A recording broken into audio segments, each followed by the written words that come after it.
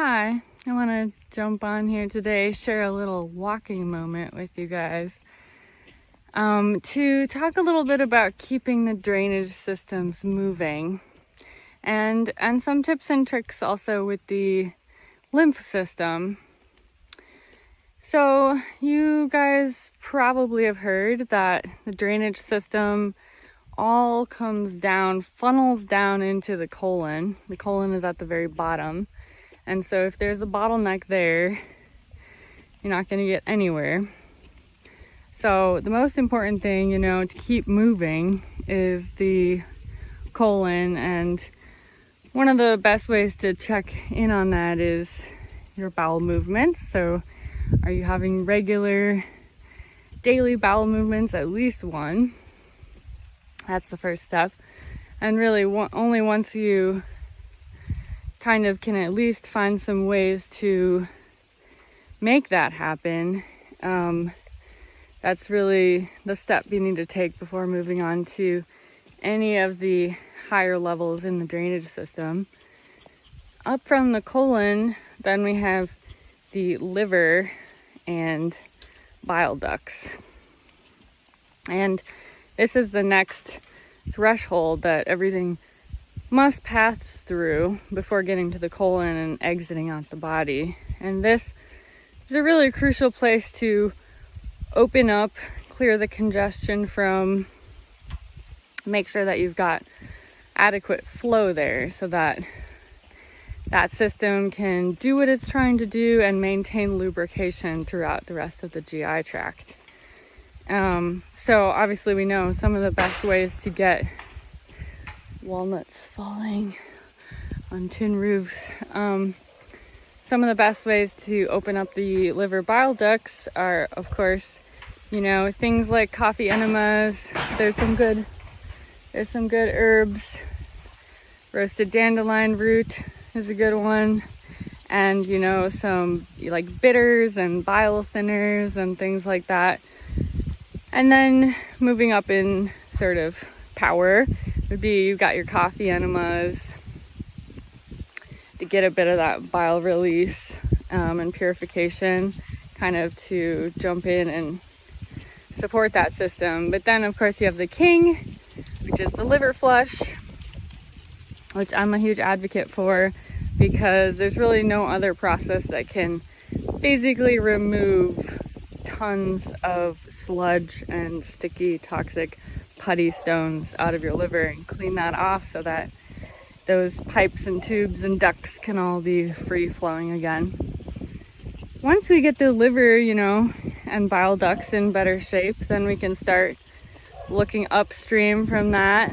And then we've got the kidneys, which of course we want to be flowing well, the right minerals in, electrolytes in, the right urine out, and there's some other tricks and, skills to help with the kidneys. And I do have a whole video on kidney care. If you haven't seen that, you can drop a comment and I'll hook you up. And then, after that, we have things like the skin, the lymph system, which is all throughout the body. Skin, of course, is all throughout the body. And we also have the lungs. And then as sort of a secondary part of the lymph system, we have the glymphatics, which is basically draining out of the brain.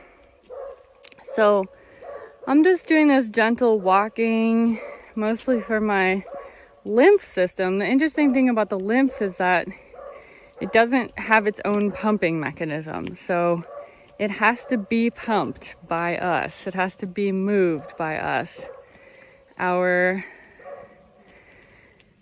Our body movement is required basically to kind of continue to move things through that system. And again, you can't just focus on the lymph if the liver and the colon are backed up. So always, keep first things first. But the lymph loves things like rebounding. I actually, if you don't have a trampoline or you live on the road, sorry, don't get dizzy, but you can just jump. I just count to 60 and jump once or twice a day. That's my like bare minimum rebounding. If you don't want to like have quite that much torque, you can just lift your heels. You can just lift your heels. Actually, if you land onto your heels, lift your heels up and land down hard, that's really good for the kidneys and strengthens the bones. But then, okay, say you don't want to move your feet at all, you want something a little more gentle, bend your knees and just do some light bouncing for the lymph. So it can be, the lymph system, it's rather subtle, so it doesn't need like vigorous, crazy movement, and that's why I'm taking this gentle lymph stroll. So one of the best things, you know, is really just daily walking. Humans are really built to walk, and it's one of the best things we can do is get back to like significant amount of walking, as much as you can per day. And then probably in terms of the lymph movement, you might have also heard about dry brushing. Dry brushing is awesome. I actually find it to be a really great way to like clean my body if I'm not going to be bathing with water. So it keeps me kind of like clean feeling, like I feel like I'm preened out like a sea lion. So I take my, you know, those dry sort of buffing brushes, and I do pretty much my whole body. And so like if there's anything that feels kind of itchy, it really takes care of that. And you know, some of the gurus say that you need to lymph brush in a certain direction, you know, towards the heart or something. Really, they're talking about towards the cisternae, the termini, the like main duct drains of the lymph system, which are up here at the collarbones. So you can kind of vaguely think about moving up the body to there and down the body to there, sort of to the central area.